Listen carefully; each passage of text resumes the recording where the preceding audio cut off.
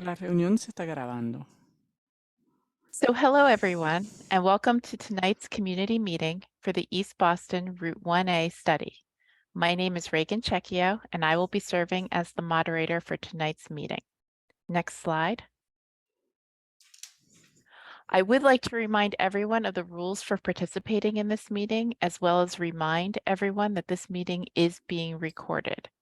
Before we can begin the meeting, though, this evening, I want to review a few technical aspects of the Zoom platform. Can you go back a slide, Joel? We have an interpreter tonight who is translating the meeting into Spanish.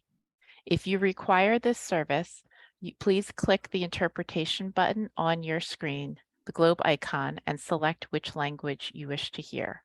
I will now ask Emily, our Spanish language interpreter, to say a few words. Emily? Thank you, Reagan. Buenas noches a todo el mundo. Mi nombre es Emily. Estoy aquí para proporcionar servicios de interpretación al español. En un momentico vamos a encender la función de español. Entonces simplemente ubícase a la parte inferior de su ventana de Zoom, ahí haciendo clic en el icono del globo para escoger español o inglés. Si se está conectando tras móvil, empuje los tres puntitos, de ahí escoge Interpretation, pues el idioma que desea, pues Done.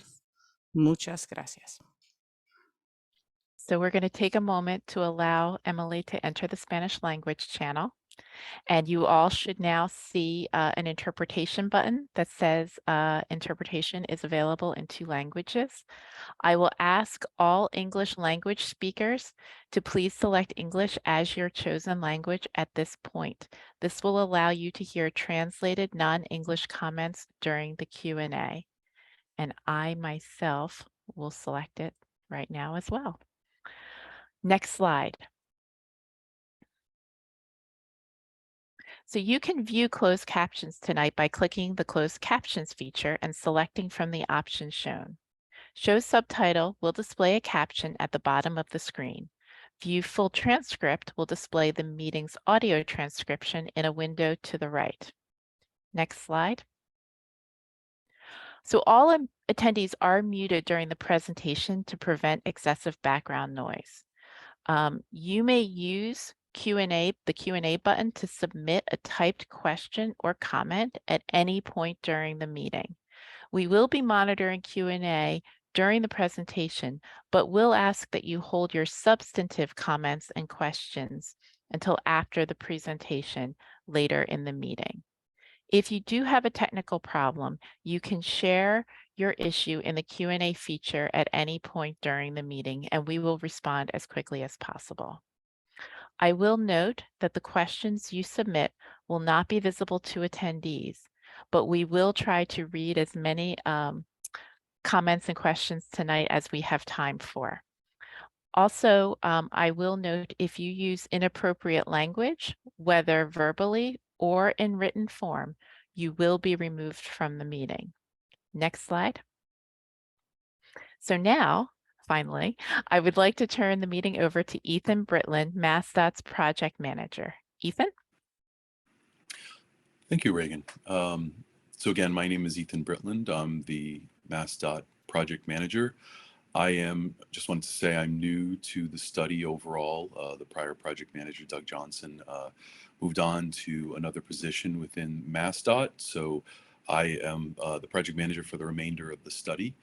And here is today's agenda. I'm going to just briefly go over our project, talk a little bit about our goals and objectives, primarily go over the 2 alternatives that we have further developed and lead into the alternatives analysis from our project team. And ultimately, we're going to wrap this up with our key findings and next steps. Next slide, please. So I wanted to talk a bit about our meeting purposes. As I noted from the agenda slide, we're going to present our key findings of the evaluation of alternatives and solicit public input. We have our public meeting presentation here tonight. It will be posted to the website along with the recording of this meeting. I wanted to say another primary purpose of this meeting is to begin our primary public comment period on the study's key findings. This, understanding this is creeping up close to Christmas time, we are holding a mid to late January, January 19th, public meeting as well. It's a companion meeting and it will be presenting the same information. So essentially, between these two meetings, it's an open public comment period. And based on this feedback, we are going to release a final report for 30-day public comment in late January. So essentially, this kicks off our public comment period on our key findings, and it wraps with the end at a final report. Next slide, please. So I want to just briefly talk about, give some people background on why we're doing this study. And back in 2019, there was a lease proposal that came before the MassDOT board. And the lease proposal was to use an inactive rail line running along Chelsea Creek. And based on feedback we received at that public meeting, MassDOT did not lease the parcels and instead initiated a study to look at the rail parcels from a transportation perspective, what could be done in the corridor. And so while we look at the inactive rail corridor in terms of transportation uses, other primary things that we look at while we're doing our study, we look at improving walking, biking, and transit in the study area. Safety is a major concern for us, and so we always look to improve safety. We understand the Route 1A corridor, there's a lot of freight along the corridor, so we want to make sure we accommodate freight needs and the increasing demand because there's a lot of new pipeline development happening, and there's future development that we know of as well. And one of the most important things we looked at was mitigating the impacts of climate change. Next slide, please. This is our local study area, essentially sort of where we focused in on and where we looked at making infrastructural changes. We have a wider regional study area when we look at some of our metrics, but for the local study area, it extends from Day Square in the south, which is to the left of your screen, up to Bell Circle at the northern end. It essentially encompasses the MassDOT and MBTA inactive rail parcels, as well as the Route 1A corridor, just east of Route 1A, as well as along the Chelsea Creek waterfront. Next slide, please. Study goals. So in order to conduct our study, we have guiding principles essentially, and these are our goals, what the study wants to achieve. We also have our objectives, which are the sub-bullets under the goals. So just briefly, safety is obviously a top concern, leading at the top. Connectivity, we want to make sure that what we're looking at connects people to other areas and it balances local and regional needs. Sustainability and climate change. Obviously, a lot of our infrastructure and a lot of non-MassDOT infrastructure is near the water, and so we want to make sure that we accommodate for future year conditions. We look at air quality, obviously, and resilience to climate change. And equity. We want to ensure that environmental justice communities are not negatively impacted, and in fact, they will receive corridor benefits. Next slide, please. So this is just our study schedule for orientation. We have been doing a lot of the, I would call it the background work, and the star denotes where we are in the process, and we are coming up to the end of the process. Next slide, please. Excuse me. So I'm going to go over our alternatives. At a prior public meeting, Doug presented some rough alternative alignments. We have fleshed them out further. We've added more detail. And so I'm just going to walk through our two alternatives. And our first alternative is what we are calling shared use path only. And starting at the southern end, we assumed that a shared use path would connect into the Mary Ellen Welch Greenway at the southern end, south of Curtis Street. It would extend north and follow the rail parcel underneath Curtis Street and continue north towards a shared space in between Route 1A and a private parcel. Just doubling back a little bit, as it comes underneath Curtis Street, there would be a ramp provided up to Curtis Street to connect over to the Chelsea Street Bridge. And as it heads north between the private parcel and Route 1A along the shared space towards Addison Street, it would connect into another branch coming through the private parcel along Chelsea Creek that would connect over to the Chelsea Street Bridge, and it would bring riders back over to the Addison Street intersection.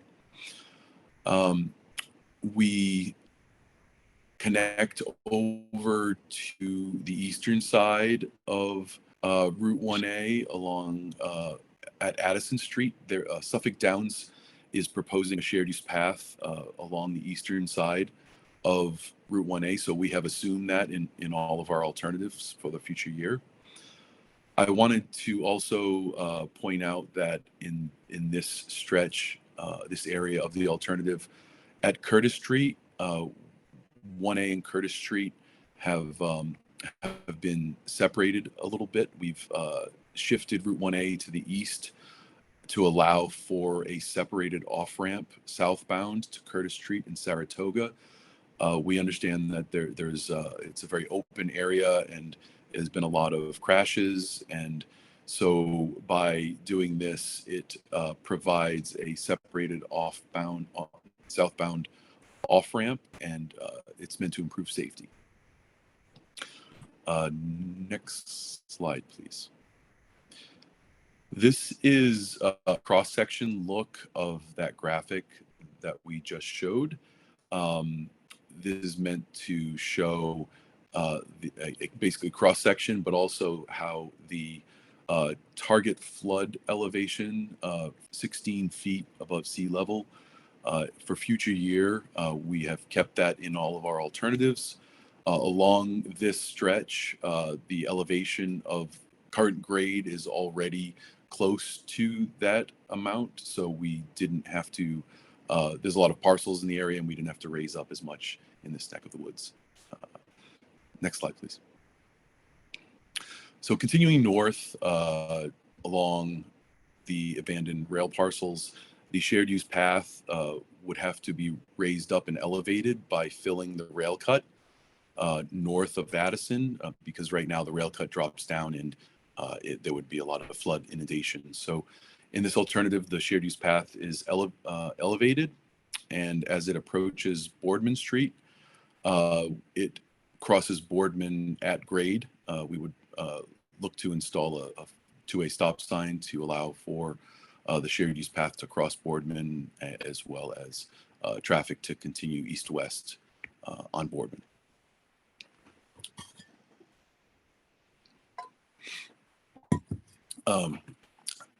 This is the cross-section for that area. Here, Route 1A and the rail parcel converge, are much closer. So as you can see, they're adjacent to each other.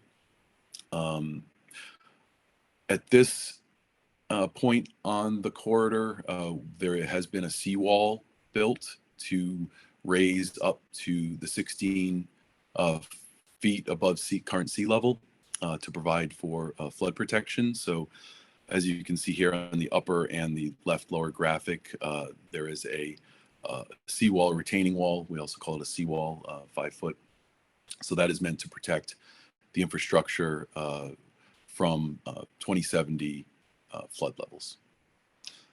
And just one last point on this slide, there on all of the cross-section slides, there is a locus on the bottom right, and the blue bracket shows roughly along the corridor. We have to show different cross-sections because the corridor does vary in width, as well as 1A diverges from the rail corridor, and there are parcels in between. So there needs to be different looks to the cross sections. Next slide, please. So this is the same same graphic, essentially the same area south of Boardman, but because Route 1A diverges and sweeps to the east a little bit, and the inactive rail parcel continues along the waterfront, this look shows the rail parcel to your left and the cargo ventures parcel in the middle, as well as Route 1A to your right. Next slide, please. And this graphic is the section of Boardman to Tomasello. Along this stretch, there's more right-of-way, and as you can see, there's opportunity for more green space, open space. Along this stretch, the grade of the rail parcel is already fairly elevated, and the parcels to the west, the Hertz, I believe, is already elevated fairly high. So we did not assume that there would be any elevation change along the shared use path on this stretch.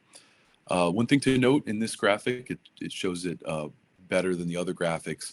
We provided east-west shared use path links over to Route 1A, understanding that there would be logical points that people would want to get over to the shared use path. We tried to provide as many east-west connections as we could, logically using existing roadways. And, or in this case of the one near Tomasello, we run it along some, I believe it's our right-of-way. And also, again, connecting over into the Suffolk Downs shared use path on the eastern side. And if you look at the roadway, there are shared use path crossings along all of Route 1A as well. Next slide, please. And so again, this is the just south of Tomasello look. We have Route 1A Cargo Ventures parcel, as well as the MBTA right-of-way. So 1A and the right-of-way have diverged, and then you see the Hertz parcel to your west. And next slide, please. So this is alternative 2. We're calling this the bypass road and shared use path alternative. And I wanted to also briefly say there are going to be slides north of Tomasello. They're the same for both alternatives. We will get to that after looking at alternative 2 in the southern end. So in this alternative, we continue to carry the shared use path from the Mary Ellen Welch Greenway in the south. It travels north, or would travel north, and in this case, it would raise up to grade to cross Curtis Street at grade. It would also continue similar to alternative 1. It would connect over Curtis Street over to Chelsea Street, providing access to the Chelsea Street Bridge. And it would also continue north through the shared space in between the private parcel to the west and Route 1A. The reason we bring the shared use path up to grade over Curtis Street is because in this alternative, as you can see, the bypass road connects into the existing Marty Coughlin bypass road south of Curtis Street, and the bypass road would cross under Curtis Street using the underpass, and there's not enough space to provide for both the bypass road and the shared use path, which is why we carried over the top. Again, there would be a shared use path connection from the Chelsea Street Bridge over to the Addison Street intersection area. To be clear, we have not had conversations with the parcel owner, but as part of the development proposal that was in the lease agreement back in 2019, a connection was provided between Chelsea Street Bridge and Addison. So we assumed that that connection would be something we could have conversations with the developer. This again is the cross-section look for alternative 2, the bypass with shared use path.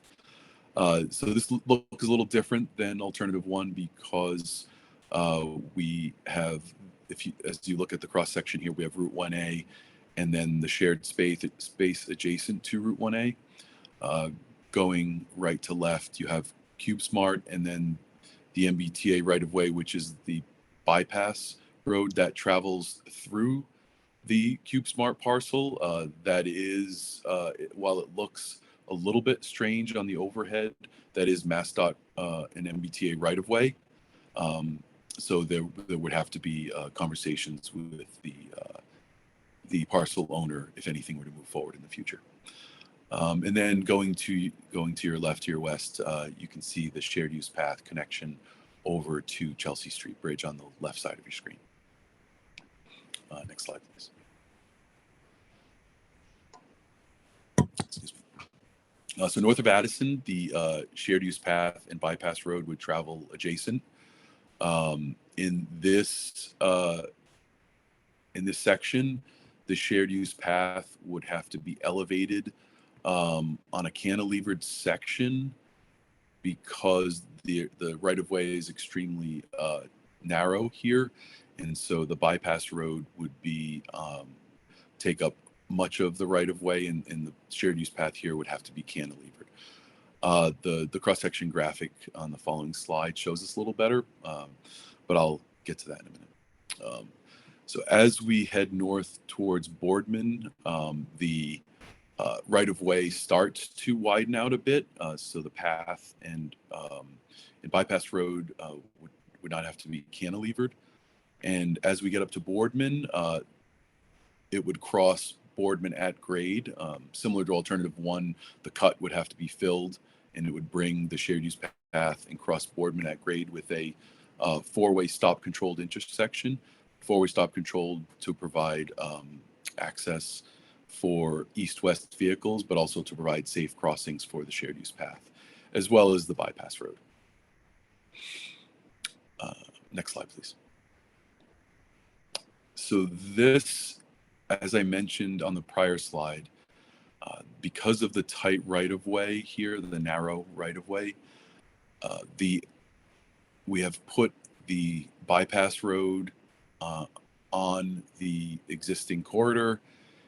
There is also a retaining wall or seawall in this alternative. And if you look at the bottom left graphic, which is a little bit more zoomed in and more detail, you can see that the shared use path is cantilevered over Chelsea Creek slightly. Next slide, please.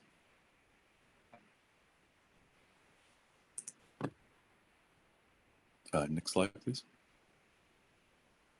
Thank you. So this graphic is north of Boardman up to Tomasello.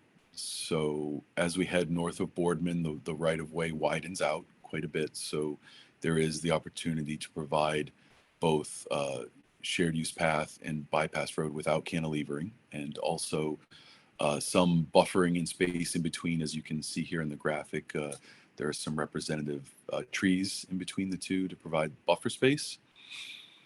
Again, this graphic has a very good look of showing the east-west connections of the shared use path over to the Suffolk Downs, the proposed Suffolk Downs shared use path on the eastern side of Route 1A. And here is where the bypass road essentially would start and begin. We've used the existing jug handle. Logically, there's existing infrastructure that allows reverse movements and turns, and so we incorporated that into the alternative. And so the bypass road would end and begin here just north of Tomasello. There's another signal here. It would have to be coordinated with the Tomasello Way signal.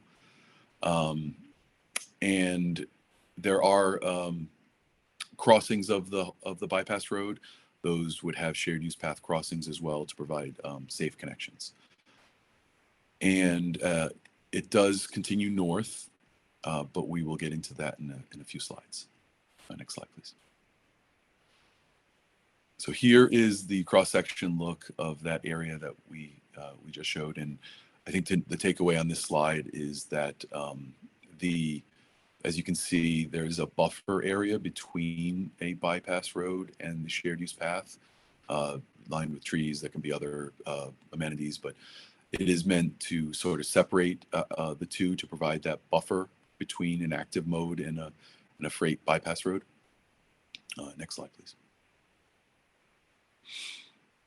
So, because alternative 2's bypass road ends at Tomasello, this piece of the graphic here from north of Tomasello up to Railroad Street is the same for both alternatives 1 and 2, because the bypass road ends or would end at Tomasello. So continuing north, the shared use path would approach Railroad Street. It would come up to Railroad Street and head west towards Revere Beach Parkway. Next slide, please. And so this is the cross-section of that area we just showed north of Tomasello. The bracket shows roughly where in the alignment this cross-section would be. Next slide, please. And so for both alternatives, as I noted, it would come up to Railroad Street, head west towards Revere Beach Parkway, come down the northbound side or the eastern side, cross Winthrop over to Harris Street. Actually, you know what? Let me pause there. Next slide, please. So we have two different options to get from Winthrop Ave intersection at Revere Beach Parkway over to Bell Circle, which is essentially where our study area ended. So option 1 would cross at Winthrop Ave. So it would go Revere Beach Parkway, cross Winthrop over to Harris. We ran this alternative or this option along Harris because it is a lower volume roadway, and it does connect more western side residences. So we assumed it would travel along Harris, take a right turn and go down Beach Street over to Bell Circle. Next slide, please. So option B, the shared use path would come down Revere Beach Parkway. It would cross Winthrop Ave, but on the eastern side of Revere Beach Parkway, and continue north along the eastern side of Revere Beach Parkway. Now, this is a more direct connection, but it is also understandably closer to a higher volume roadway, and it doesn't bring you to the western side where a lot of the residences are. I just want to note that we understand that ending at Bell Circle, there aren't a lot of good connections to get you further outside of Bell Circle, but we just wanted to try to bring the shared use path as far as possible. We often build pieces in segments and connect later. And also, along the shared use path, we do assume that Suffolk Downs will be building out a lot of their infrastructure. And so there are opportunities in the future to potentially connect into whatever Suffolk Downs is going to be doing, or future developments, or future studies. Next slide, please. So that ends my part for now. I'm going to turn it over to Ned Codd from our consultant team. I will be back towards the end. Ned, off to you. Great, thanks very much. Can you hear me okay? All right. Next slide, please. So we evaluated the alternatives that Ethan described in detail relative to a set of metrics and evaluation criteria that derive from the study goals and objectives that Ethan also described. These goals fall into major categories of safety, connectivity, resilience, and equity. We also looked at the feasibility of the alternatives relative to cost and permitting challenges.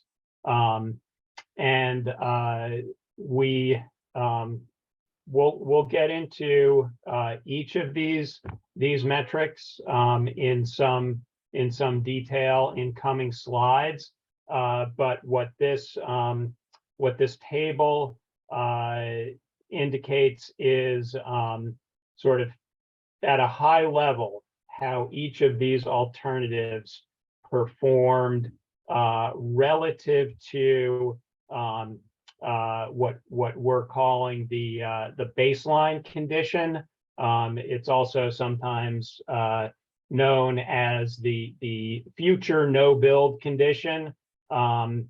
It's not exactly the same as existing conditions. It's not no build in the sense that nothing has been built. It's no build in the sense that it doesn't include any of the alternatives, any of the proposals that arise out of this specific study. What it includes is a future condition for 2040, which is our horizon, our future horizon year, the year that we're kind of, assuming that we're operating in.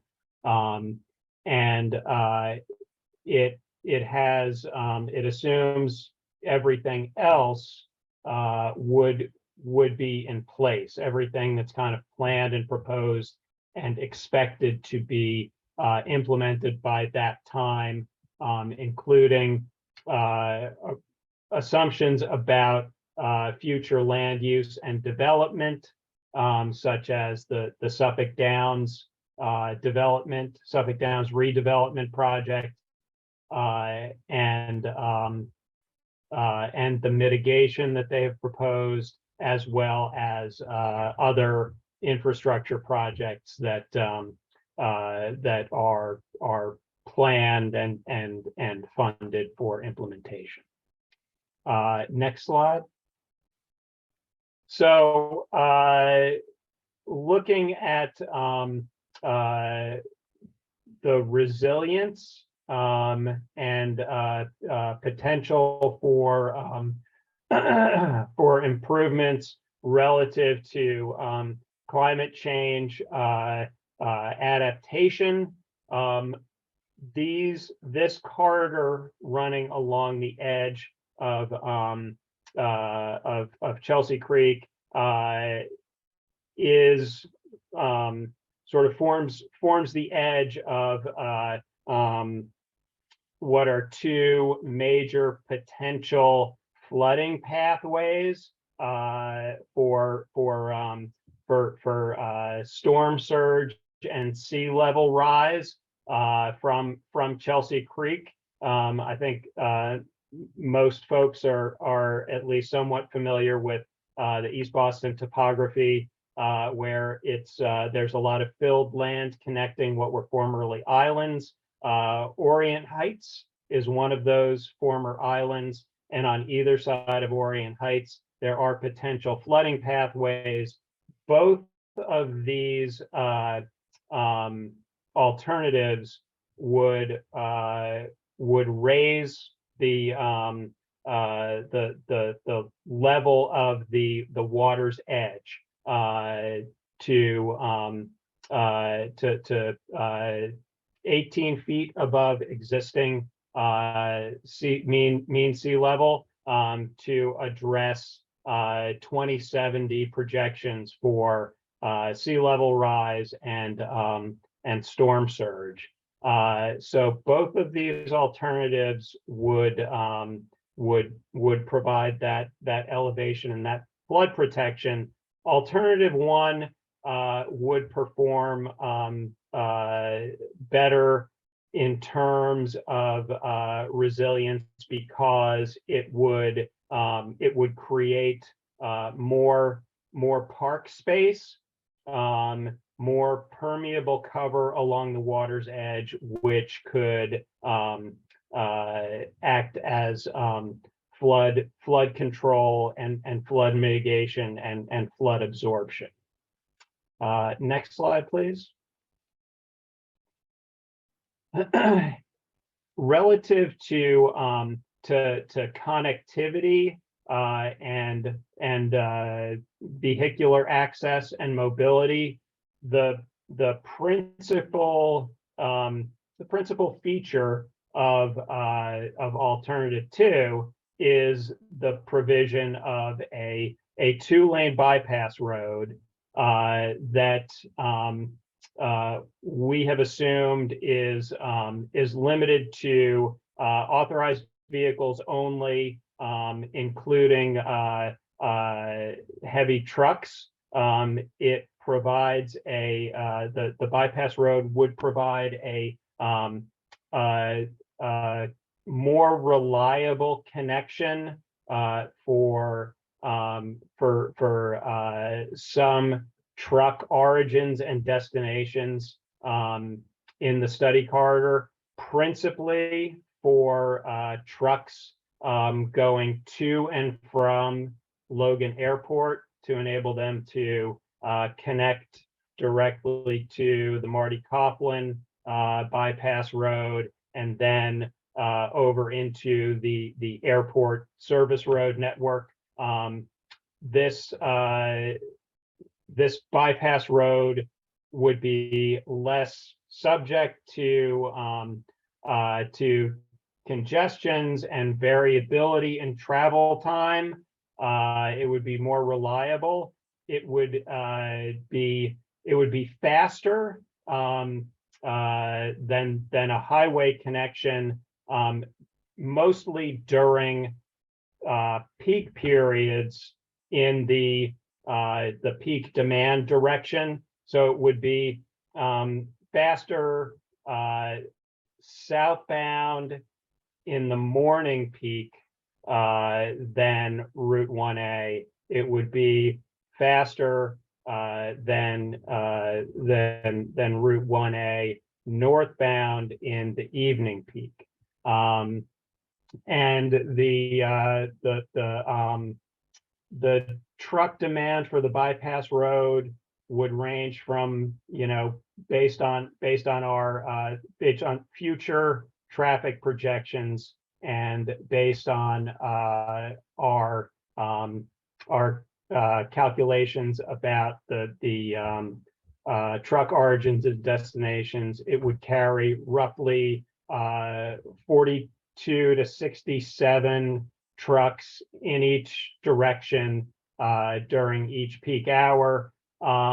It corresponds to roughly 35% of Route 1A truck traffic diverted to the bypass road, and about 2% of overall Route 1A traffic for projections in 2040. Next slide. So these diversions again are based on travel time analysis between the jug handle and the airport. Again, these trips are quicker during the sort of peak directional travel periods, southbound in the morning, northbound in the evening. And again, the travel times are more reliable due to the separation from the roadway network and the lack of sort of highly variable volumes of traffic on Route 1A. Next slide. Another potential use of the bypass road could be use for transit access, again, principally to and from the airport. In the future baseline, we reviewed the MBTA's bus network redesign proposal, which does not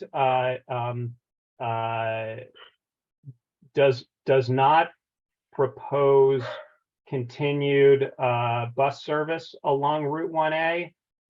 Most of the transit service is focused further east in East Boston, via along the Blue Hill Avenue, the Blue Line corridor, and the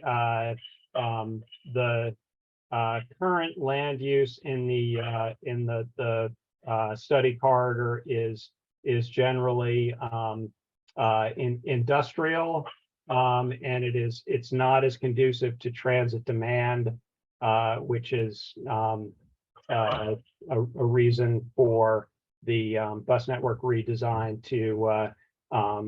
to eliminate service along Route 1A.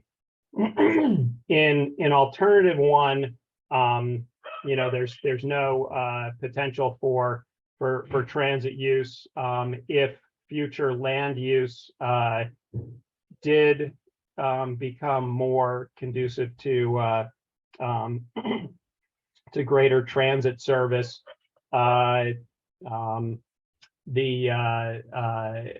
Any transit service, any opportunities for transit priority would require use of Route 1A. In alternative two, with the bypass, if future land use were more conducive to transit demand, the bypass road could allow for transit vehicles. Next slide, please.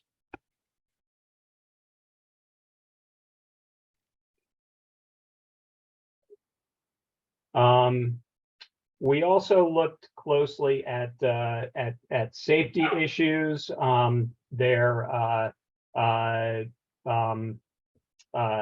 1A is a high-speed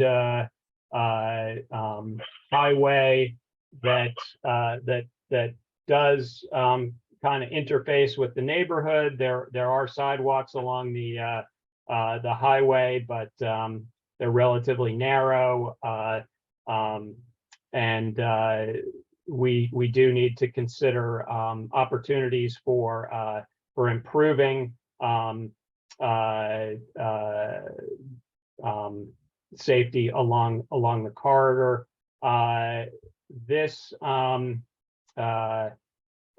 These figures show the proposals for the Curtis Street intersection.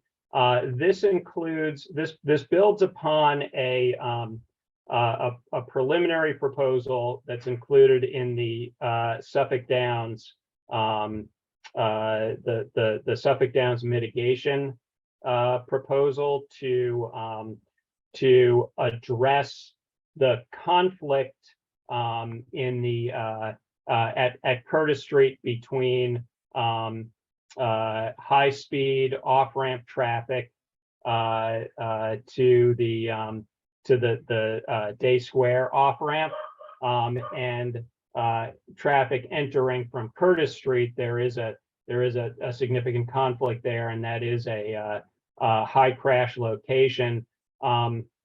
What we propose here is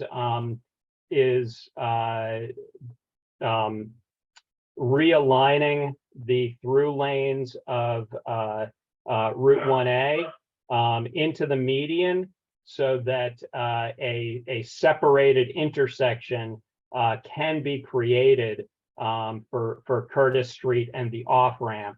and those vehicles can be controlled separately from the high-speed main line. For the different alternatives, alternative one, without the bypass road, would provide space for the shared use path to go beneath Curtis Street, which would keep it fully separated from the Curtis Street intersection. In alternative two, the bypass road passes beneath Curtis Street, and there is not adequate width between the bridge abutments to also fit the shared use path. Therefore, alternative two proposes that the shared use path remain at the Curtis Street and Route 1A grade, and that intersection would then be signalized and would provide a signal protected crossing for the shared use path to get to the separated bikeway along the off-ramp. Next slide, please. As I was noting before, the corridor, Route 1A corridor, the baseline has fairly widely spaced high-speed pedestrian crossings. They're wide crossings. Those dots indicate medium, high, and high stress pedestrian crossings. And the alternative one and alternative two would both provide a shared use path along the railroad corridor that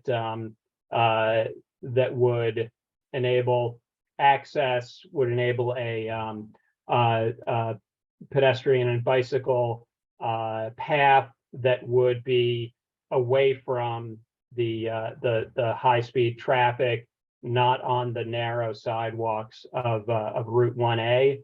Alternative two would introduce additional vehicle conflicts between the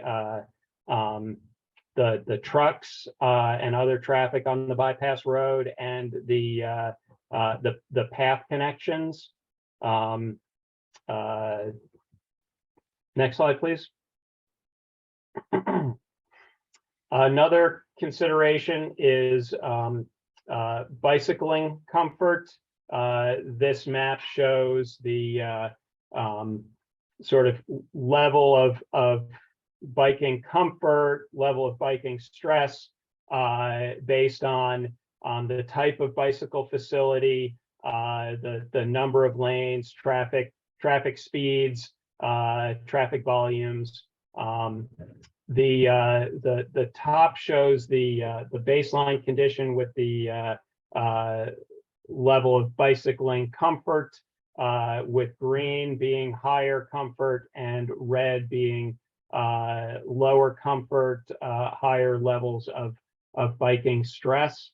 And as you can see, Route 1A along the corridor is a highly stressful bicycle route.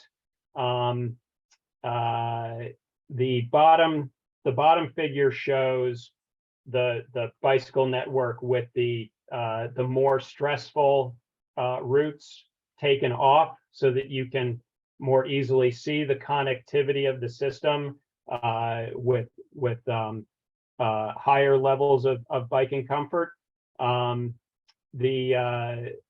The only low stress connection along the corridor in the baseline condition is the shared use path that's proposed along the eastern side of Route 1A between Addison Street and Tom Masello. that's proposed as part of the Suffolk Downs mitigation. Next slide, please. This shows the level of bicycling comfort in the two alternatives. For both of these alternatives, it's providing a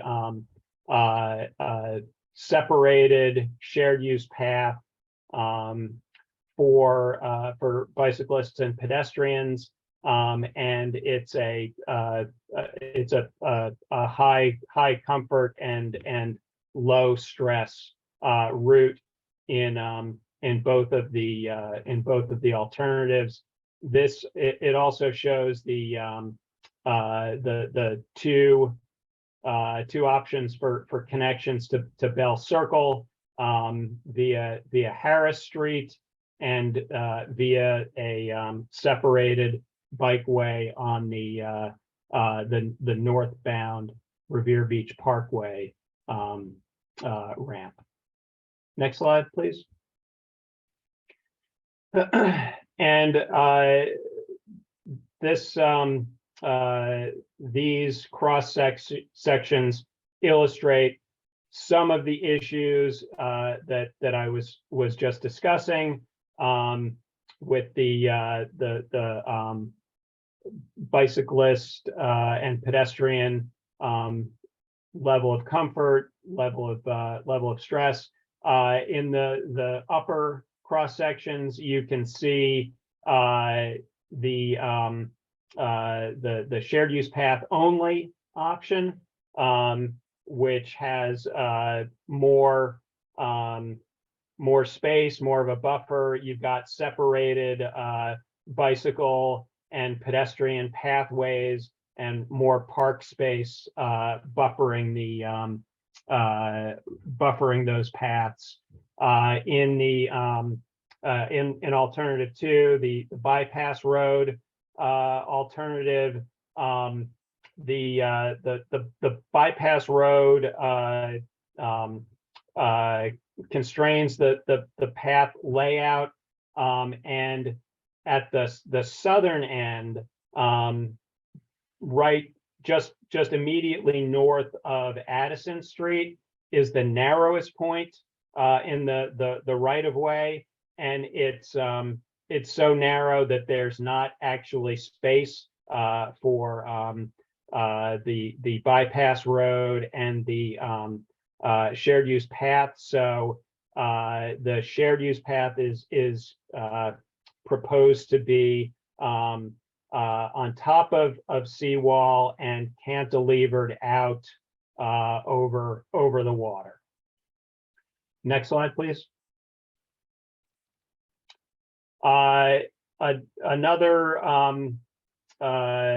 Another key issue is consideration of truck impacts relative to noise and air quality. And alternative one is generally better for path users. The trucks are remain on Route 1A, and it's a quieter and cleaner path user experience. Alternative two would be better for East Boston residents. It would divert again roughly 35% of the truck traffic off of Route 1A to the bypass road in the railroad corridor, which would be a few hundred feet farther from the residences in the neighborhood, which would offer a benefit in terms of noise and air quality for residents, principally for residents at the western end of Orient Heights. Next slide.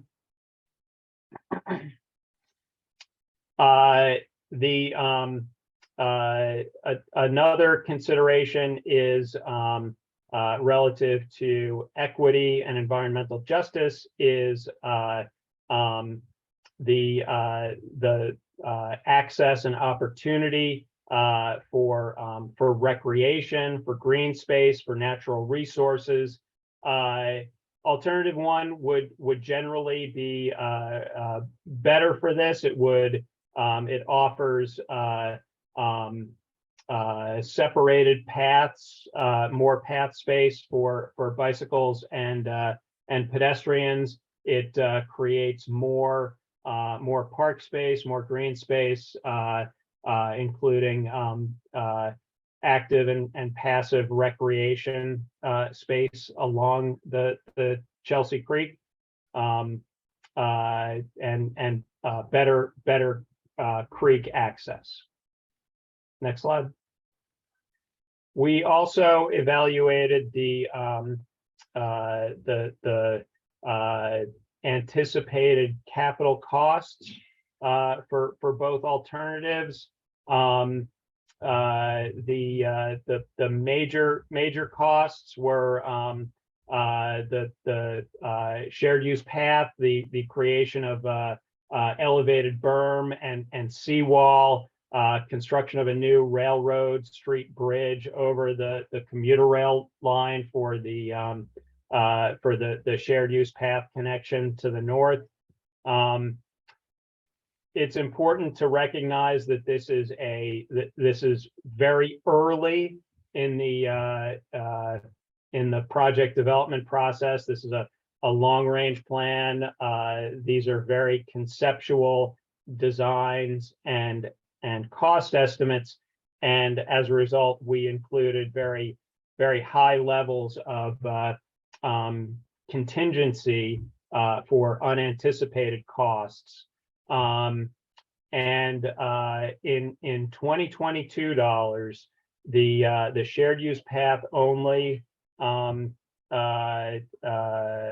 alternative is roughly $71 million. The alternative 2, the bypass road with shared use path, is roughly 50% higher at around $106 million. Next slide, please.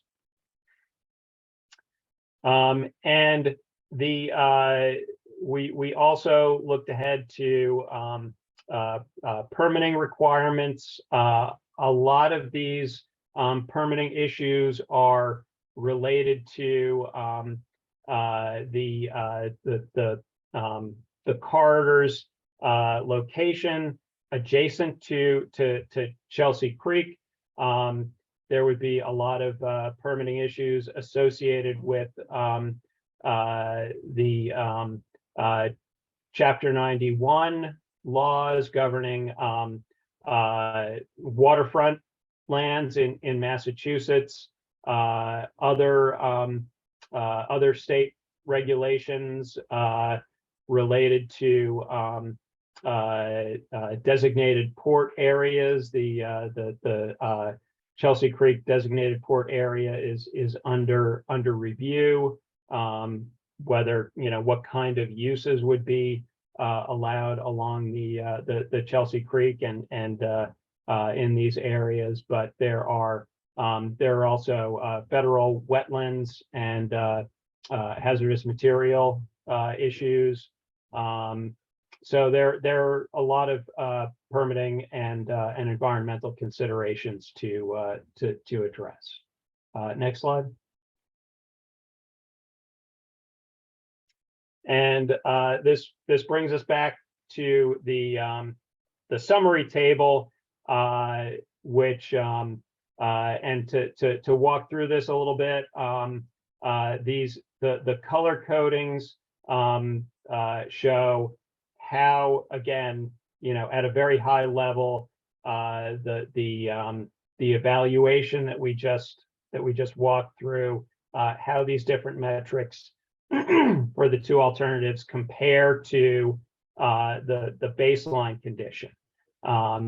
And for safety, both of the alternatives offer a separated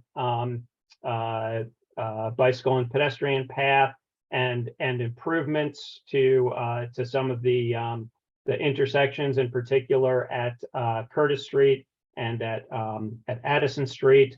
The alternative one offers separation of the shared use path from truck traffic, as well as the high volume Route 1A traffic.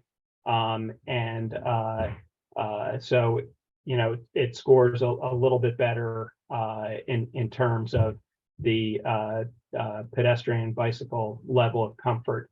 In terms of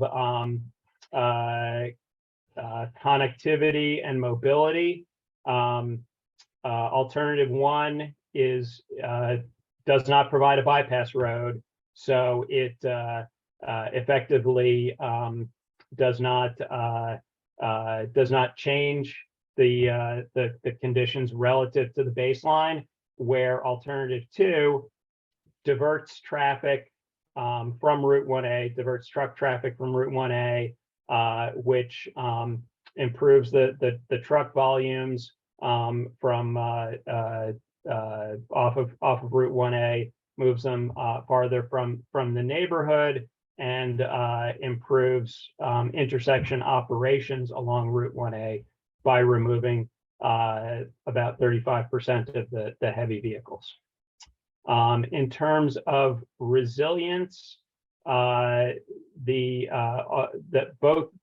of these alternatives are better than the baseline. They provide flood and storm surge protection. They create a barrier at those flooding pathways. The alternative one provides about 3.5 additional acres of green space, which improves the heat island effect, and also restores more natural resources and permeable cover, which also helps with flood control. Relative to equity, the truck impacts on residents, alternative one does not enable trucks to divert to farther from residential East Boston residential neighborhoods. So it's essentially comparable to the baseline, while alternative two is better. It enables some percentage, 35% of the trucks roughly to divert a few hundred feet farther away. The truck impacts on noise and air quality for path users is better for alternative one, but it, you know, the path users are adjacent to heavy trucks in alternative two. For access to recreation and natural resources, alternative one provides more green space, more recreational opportunities, better access to Chelsea Creek, and in terms of feasibility, the cost is higher for alternative two, and they both face permitting challenges. Next slide. And I will turn it back over to Ethan to talk about next steps.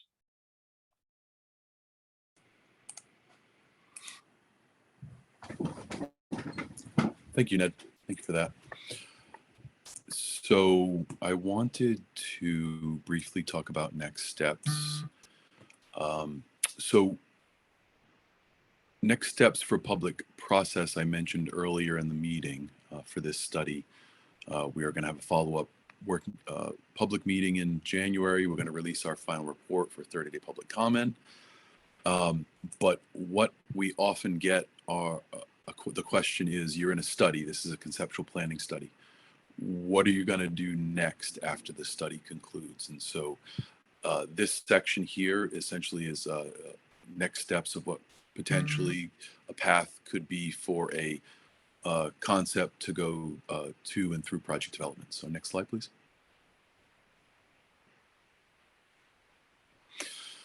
So again, I'm calling it the project development process. And so I think the takeaway from this slide, the most important piece is the first bullet, that is community and stakeholder consensus. Again, we are going to be issuing a final report with our key findings and also documenting the entire public process, both beginning to end of study, as well as the comments we receive from these presentations, as well as the final report. That all gets worked into the document, but ultimately there needs to be community and stakeholder consensus for anything to move forward, regardless of what alternative it is. Once a consensus is achieved, there needs to be a project proponent, and then the project needs to be initiated, meaning the proponent needs to actually create a project with a designer. And once a project is initiated, it starts to work its way into other processes, such as capital investment plans, the Metropolitan Planning Organization. This area is the Metropolitan Area Planning Council. They are the RPA. The Metropolitan Planning Organization is what the RPA works with to program funding throughout the region. So inclusion in the Transportation Improvement Program, that would be once a project, anything that moves forward gets further along in its development. And ultimately, permitting is the initial stage. That is what Ned was talking about a little while ago, the challenges with permitting, then it's formal design, and ultimately construction. So the graphic on the top right is just a different way to show the timeline or process flow. So next slide, please. And part of our, we were tasked with examining potential funding sources. And so while it's extremely early to be identifying specific funding sources for anything that may move forward as part of this study, but ultimately there is a mix of federal, state, and or private funding. Federal funding, we get a lot of money from the federal government. There are various ways we get it through formula funds, meaning it's percentages that come to the state. There are certain categories of those formula funds that are that could be tapped, and then there's also a lot of competitive grant funding out, especially these days. And so there are a lot of opportunities for federal funding on the state level. The CIP, the Capital Investment Plan, that also, in addition to programming all the federal money, we have to program the state money as well. And there is money available there, but admittedly the federal government money is a much higher amount. There are a number of grants that we also provide at the state level, just listed here parenthetically: Chapter 90, Mass Trails, Complete Streets, things like that. And ultimately, private funding, we always look to the private sector to to potentially collaborate with public-private partnerships. In this case, this whole lease proposal was done by a landowner in the area for private development, and they had actually proposed building a lot of the infrastructure. So point is, there are opportunities in the future to engage with private landowners or developers. So while this is further off in the future, we just wanted to people to be aware of the potential funding sources. Next slide, please.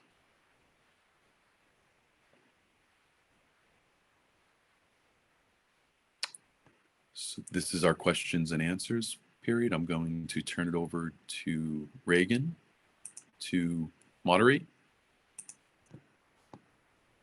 Thanks, Ethan. Sorry, I was having trouble unmuting myself. So thanks, everyone.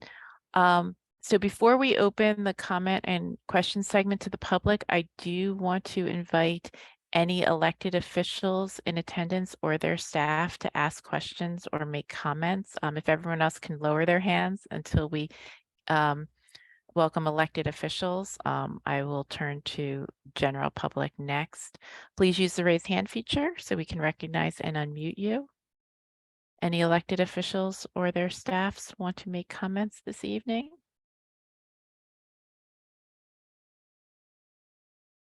Okay, I'm not seeing any, so we will move on. Can you go to the, so we will go to the next slide. So if you want to share a written comment or question, and I know we've had a few already in the Q&A feature, you can continue to use the Q&A feature at the bottom of your screen to submit your typed question or comment. Hold on one moment. I thought I had a sneeze, which I did not. We're going to alternate between reading questions and comments already submitted and recognizing those who want to pose a question verbally. Please be brief so we can hear from as many people as possible. I'll note that we have about 43 people in attendance tonight. So I'm going to start off with some of the questions that were already received in the chat during the presentation, and then I'll recognize some of the verbal comments. I'll start with questions, then I'll do comments as well. So Ethan, I might ask you this one. Gabriella asks if you can clarify the 18 feet regarding flooding and sea level rise. Was this designed for 18 feet of SLR, or does that include possible storm surge? And if it's just SLR, what projection are you using? The city of Boston estimates 36 inches in the 2070s. If it includes storm surge, what level of storm are you looking at? There's a lot of questions in that one question. Yes, definitely. And I can speak at a high level to our analysis. I don't know if I can speak to every one of those questions within the question, but we essentially, so it was 16 feet above sea level, not 18. I think that may have been a misspeak on Ned's part, but so it's 16 feet above sea level. We based it on the climate ready East Boston phase 3 that the city was doing. And this assumes the 2070 year scenario protection against sea level rise. I do not believe it includes storm surge, but I think there is some element of wave consideration.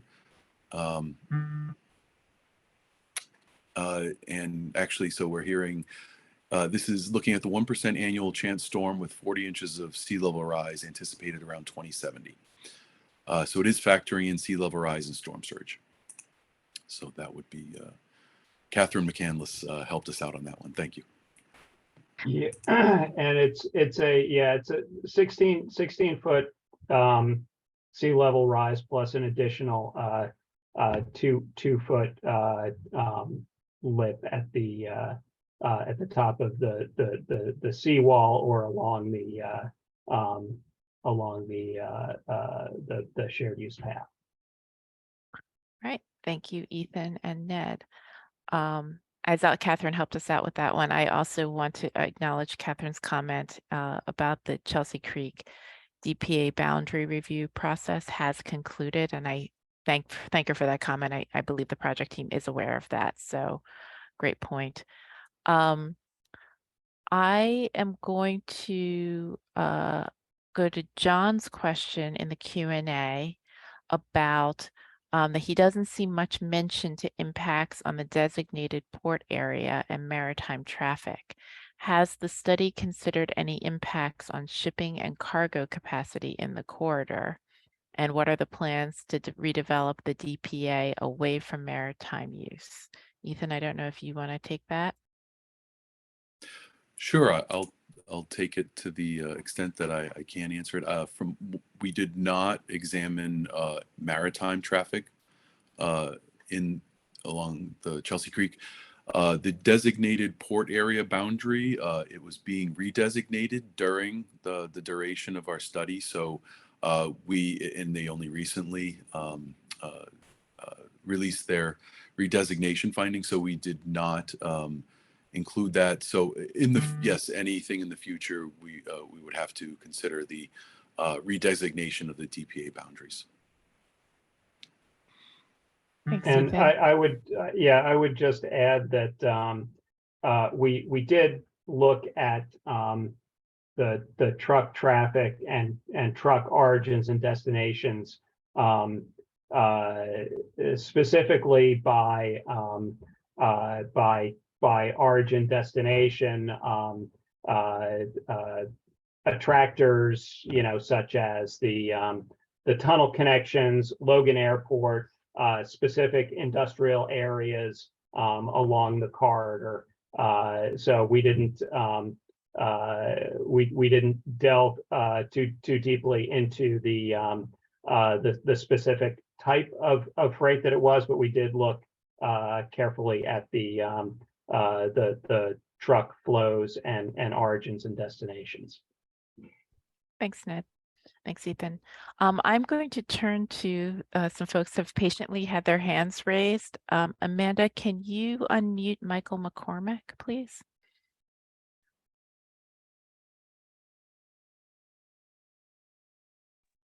Apologies, hold on one second. Michael, it looks like you're using an older version of Zoom, so we'll need to promote you to panelist.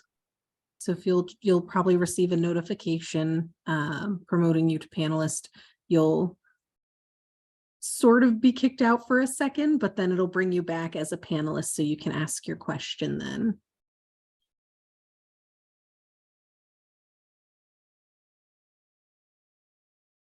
Michael, are you able to unmute yourself now? Looks like he has not yet rejoined us as a panelist. Okay, give it one more moment. Maybe if we wait a moment for Michael, we'll take Jessica's question. Amanda, can you unmute Jessica?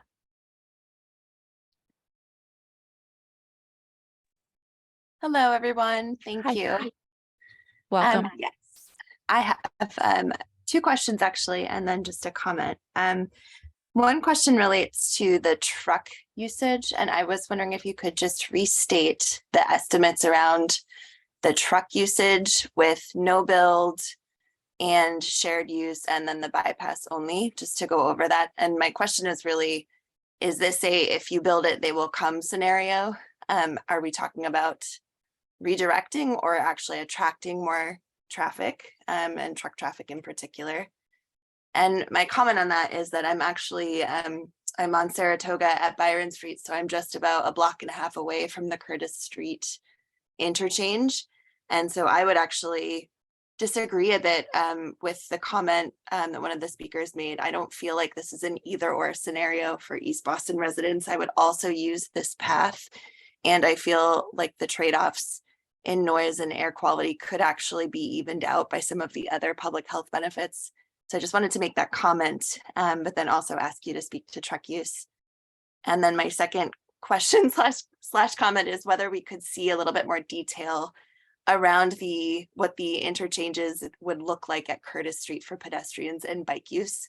I have a toddler who has a disability and has some mobility issues, and it's really challenging for us to access the Greenway currently. So I'm very excited about and interested in what those exchanges would look like at Curtis Street, and would want to make sure they're safe for pedestrians who might need a little bit more time at crossings. Thank you. Thank you, Jessica. So I think first we should address the question regarding trucks and truck volume. And I know that that's also another question in the Q&A from Jay as well. I don't know, Ethan or Ned, if one of you can talk about that.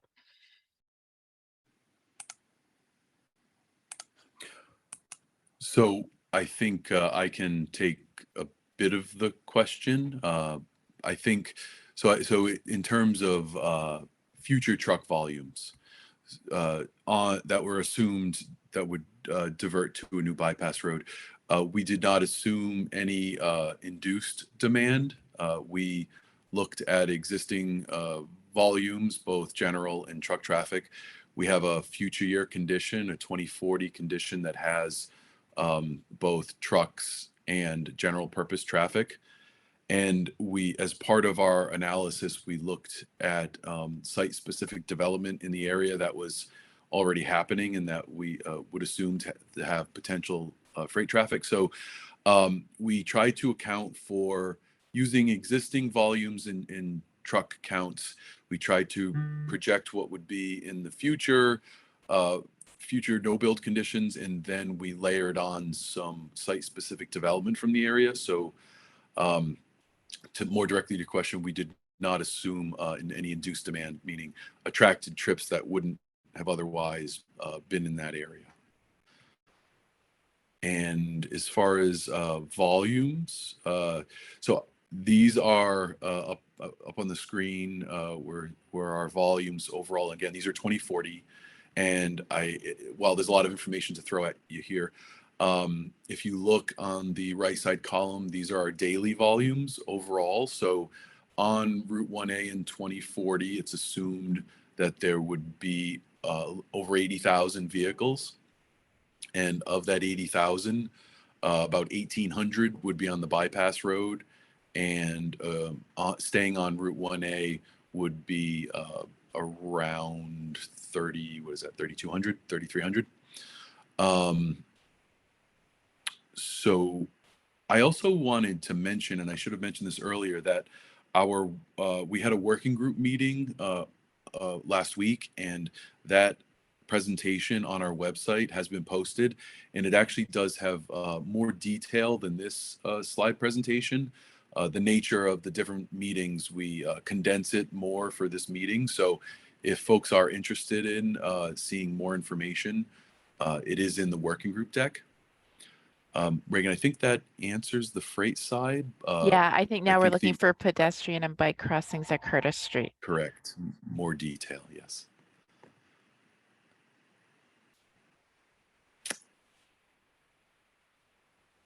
So as far as detailed beyond this level, I actually turned to look to Ned to, I believe, I don't know if he has graphics on his side that are more detailed than this. I believe this is what we have for our side, but feel free to chime in.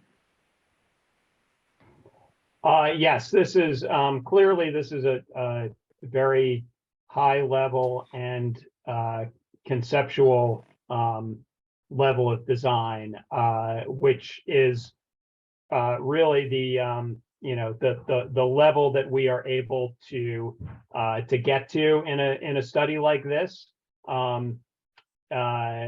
Before either of these, before anything would be built, it would again require environmental analysis, permitting, higher levels of engineering design, survey, very, very detailed project development process that would take into account, very detailed pedestrian and bicycle safety issues and design details. So what we are trying to do here is give the best representation we can at a kind of at a high level, as we were describing alternative one with the shared use path only. The shared use path is coming along sort of between the Route 1A viaduct and the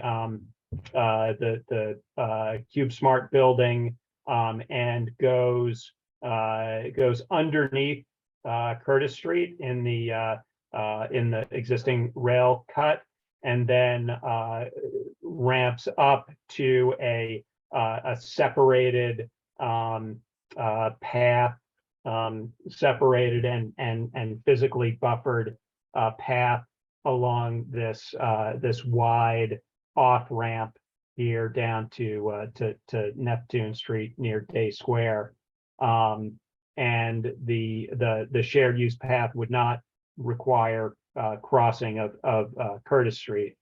The alternative two, the bypass with shared use path, the bypass road would go beneath Curtis Street, but would not leave enough additional width under the Curtis Street Bridge to fit the shared use path. So the shared use path would ramp up to grade here and cross. And we're proposing that this would be a signal protected crossing for pedestrians and bicyclists to get to, again, the separated path along the edge of the off-ramp. Thank you. Thank you both. Okay, so I'll note, I think there's one more comment I see in Q&A, but if anyone has any other comments or questions tonight, you can raise your hand or put them in Q&A. What I think is the last comment of the night is from Alex DiFranzo, who did have to leave the meeting because he had a conflict, but I do want to share his comment. He said, please do not allow a bypass road on this site. It should be for pedestrian and bike use only. So I just wanted to share that. All right, I'm not seeing any other questions or no one has their hands raised. Joel, I think you can advance the slides back to the final deck. Ethan, I will maybe turn it over to you just for some concluding remarks tonight. Sure. Thank you, Reagan.